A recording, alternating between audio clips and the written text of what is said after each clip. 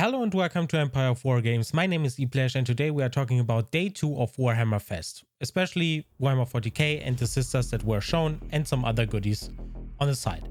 If you enjoyed the video, consider leaving a thumbs up and subscribing, as well as checking the links down in the description below. It helps a ton.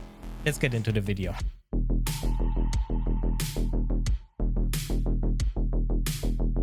Alright, so as last time, we will start with the Warhammer community article from bottom to top, just to have a slightly different order of things and to analyze it in a slightly different way than the presenters show us on YouTube or on Twitch.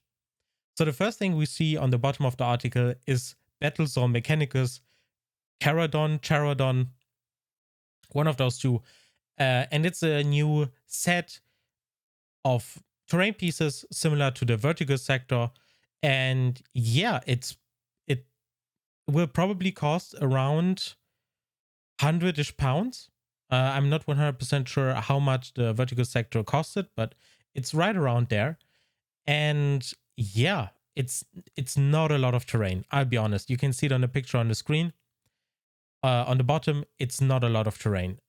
We could have bought that back in the day out of one single kill zone box for kill team, and one or two additional boxes for, I don't know, 60 pounds total, like 3 years ago or something. And now it's a whole battle zone. It will probably cost around 100 or whatever the verticals equivalent is. I will show you on the screen. So yeah, so with Battlezone Mechanicus Charadon, we will also get rules for the new demon character. So we will have rules for Balakor for Warhammer 40K. They have already said that he will enable a new kind of detachment, similar to real space raids possibly, and that will allow you to run Chaos Space Marines and Chaos Demons without paying CP. At least that's how I understand it. They didn't say that themselves, I think, but that's how I interpreted it. So that's an interesting change.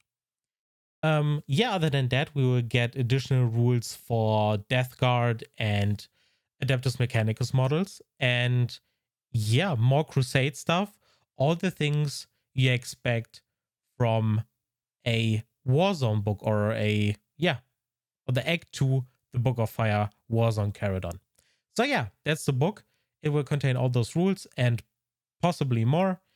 That's a book I'm actually somewhat excited to read myself, because I'm slowly getting into Crusade, and actually having all those rules available to me would be rather handy, especially considering I play Death Guard myself.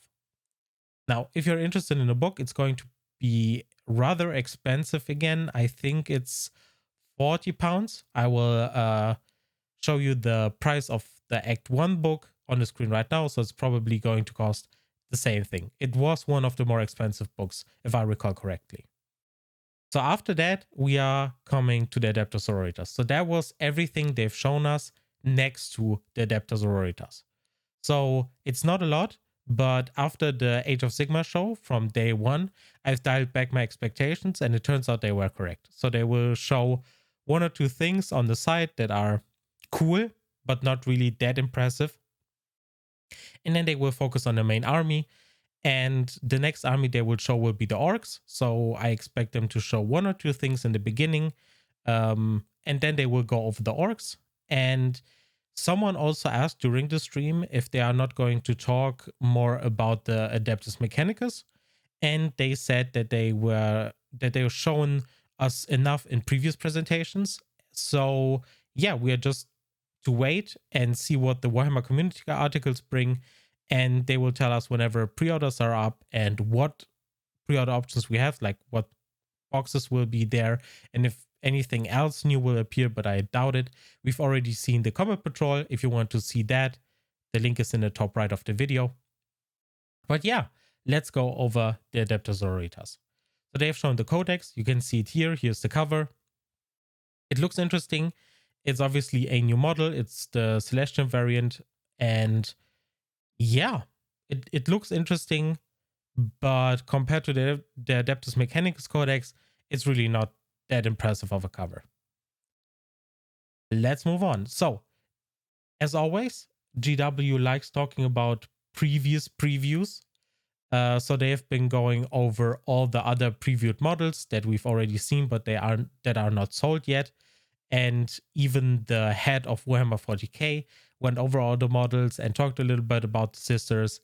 And while we are on the topic of rules and the codex, he also said that they cleaned up the rules a little bit. They reworked the miracle system a little bit. And he said that they updated the data sheets to, make the models resemble what they look like and, make it transfer it to the battlefield, basically. And what I'm scared of is that the Sisters of Battle 8th Edition Codex is already regarded as a top tier codex, as an S tier codex. Obviously not next to the Drukhari, which are just insane right now and completely overtuned. But all things considered, the 8th edition Adeptus Sororitas Codex is probably one of the best codexes released, period. When it comes to model viability inside the book, it has quite a few data sheets and they are all good. Almost all. So now I'm here sitting and thinking, how do you actually improve upon that? Except for, adding models that fill niches that they didn't have, like melee, as we will see in a second, and improving their data sheets even more. And that's a scary thing to think about, especially after seeing that Drukhari Codex. So we'll have to wait and see how strong they turn out to be. I hope it's going to be roughly on the same level as their 8th edition codex, because that one is already very, very good. Okay, so they have talked about the Castigator. We already know that model. It's their mainline battle tank, tons of weapons, a huge, massive gun platform of a tank. Interesting model. I really like it. The design is really interesting. Yeah, there's really not much more to add. It's a great model. The turret especially makes the Rhino chassis look a little bit more updated compared to the Predator, which I really like. So yeah, nothing more to add. Great model, fills an interesting niche in the Sisters lineup. Then we have the Paragon Warsuits. We also already talked about them in a video you can see in the top right of the video. So we went already over those. What I really didn't touch on, because I never really noticed, are the controller arms. So basically the Sororitas has her arms sticking out. Her legs are within the suit, but the arms are holding controllers to steer the bigger arms from their suit. And that's something I don't think I noticed that in the previous video. And looking at it now, it looks very weird, because that's now like a forearm construct. And don't get me wrong, we are not getting into Warhammer 40k and realism, because that doesn't go hand in hand. But I think it's slightly odd to have the tiny regular Sisters arms exposed to get shot off and to disable like one whole arm of the suit, like just with one bolt shot. And that's a little bit weird, but we're not here for realism. I wish the arms were within the suit personally, and that the sister would be, I don't know, steering the suit via knobs and levers within the suit, but it is what it is. The rest of the suit looks amazing. That thing looks like a killer machine. I'm expecting toughness 5 and lots of shots and great melee prowess. Probably 3 wounds. I would be surprised if it has more, but yeah. Oh, and I'm also not sure if they are going to sell those in packs of 3 or if they are sold separately. That's something I'm not sure. I don't know if they said it during the show. I don't remember them talking about it, but yeah. If you know anything about that, or if I missed something, please drop it in the comments. I would be interested to hear what you think. Okay, then we have the Celestian Sacrosancts. They've shown them without the hellbars and with maces. So we have different options. That's interesting. I am curious to see what the difference between them is. I think the maces have way higher strength, but less AP and less damage, while I think the halberds are a little bit more rounded. What we've also seen is the behind the shield view of the sister of a Celestian, or a Sacrosant, sorry. And you can see that they are holding the pistol. And GW usually likes to give quote unquote all melee models, like melee focused models, a way to at least shoot their pistol. They have done that with Blade Guard veterans, for example, and now they try to implement it in a design so that they don't have to pull their weapon, but instead have it attached to their shield. It's a fine design. I don't mind it. I think the models look great. They're probably my favorite infantry model. And yeah, the maces are great too. I just don't think the maces will be the go-to variant to build, but we will have to see once the codex releases. Next, I went over the Palatine. That's the Piety and Pain exclusive model that she will release separately. So that's something interesting. I already talked so much about her. I will just skim through it. Then we have the Dogmata. I already talked about her as well. Interesting model. One of my least favorite Adeptus Sororitas models. The fingers on her right hand, from our perspective, or on her perspective, her left hand, looks extremely weird. Her fingers are very long and bony. The whole outfit is very... I don't know, her arms look very short because of all the cloth. And yeah, the face is the face. I usually prefer helmets with sisters, but it is what it is. Rules-wise, I think this model will be extremely helpful for the sisters. I think she will bring a ton of new stuff and utility, and that's actually what we are here for. Then we have Astrid Thurgar and Agathe Dolan. Those two will be, as I understood it, in one box and are both named. I wasn't sure in my last video if they are both named or if Astrid is named.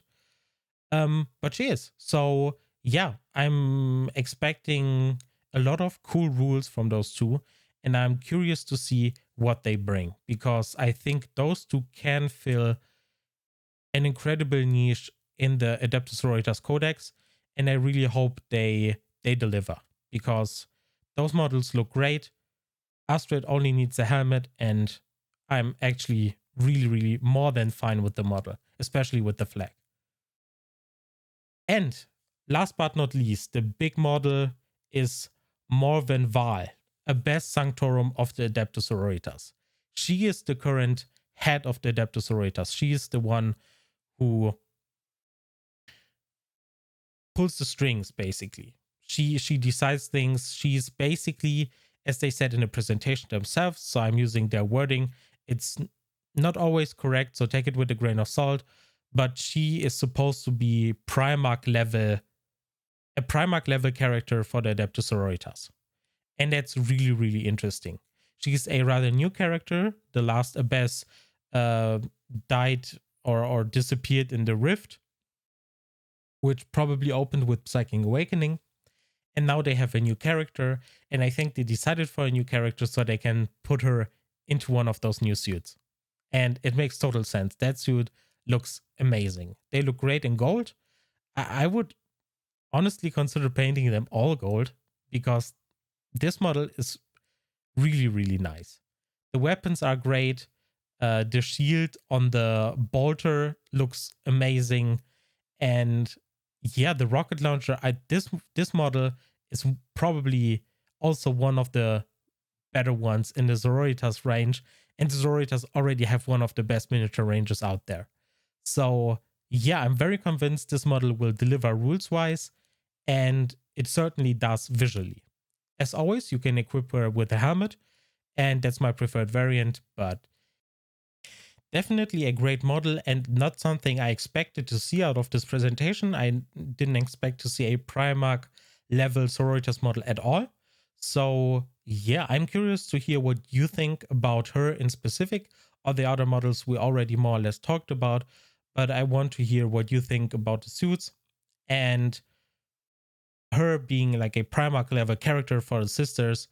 Will you buy her if you're a sisters player? Will you run her? Are you interested in the model visually? Because we don't have any rules yet, so it's difficult to say if she will be competitive or not. But strictly visually speaking, is she something that interests you? I would be very curious to hear. And yeah, that's the whole presentation. Again, rather short, but the sisters models all look great. They didn't show too much new things. They shown us the codex. Warzone Charodon, the second act, and the battle zone, the terrain. And that's basically it. So another short presentation. I expect the same thing for the last couple of days, but we'll have to see and wait. And that's it for this video. If you enjoyed it, click all the buttons, click all the links in the descriptions. I am streaming these or restreaming or co-streaming these presentations on Twitch. So if you want to check it out, I'm streaming on twitch.tv/eplash. You will find the link in the description or in the pinned comment. And you're always welcome to join and chat with us. And yeah, I'm reviewing these videos with a friend. So yeah, just drop by, say hello, post your opinions in the chat, and we will discuss them as we go along. All right, thanks for watching, and I'll see you in the next one. Bye bye.